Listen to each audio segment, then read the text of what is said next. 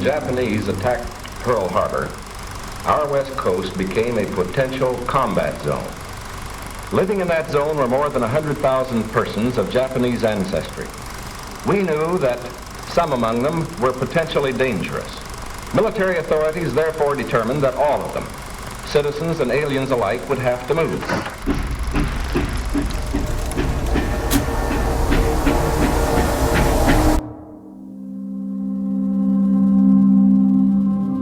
After Pearl Harbor, the famous Executive Order 9066 stated that Japanese were to be evacuated from the West Coast and be placed in concentration camps. The only thing we could take was what we could carry in our 2 suitcases and what we wore. It was a big loss for the Japanese community and for our family. And my father passed away in camp, so we never went back to California. So the only thing we had when we left the camp, they gave us $25 and a ticket to anywhere in the United States, and you had to start from there. And so we ended up back in Ogden, Utah. There was a real struggle for my mother because she tried to raise the 3 of us, so each of us actually were on our own because we had no money. And all I knew was I gotta survive in this place because I was essentially on my own.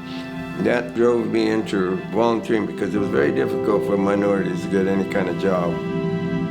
Actually joining the military, my dad got a really great boost because of the GI Bill, which allowed him to go and get his higher degree and become a lawyer. I had never dreamed about going to university, number 1. Number 2, I had never thought about going to law school. And number 3, I never thought about becoming a judge. All these things came up as a consequence of my education and being exposed to things because of that education. And all of that goes back to University of Utah. He was a pioneer. He was one of the first minority attorneys, and then he was the first minority judge in Utah. Those of us that came after him were always following in his footsteps. He never stood alone or walked alone. He's always bringing someone along with him to follow those paths that he laid. Raymond Uno is a mentor to everybody. It doesn't just have to be minority communities, it's the community at large.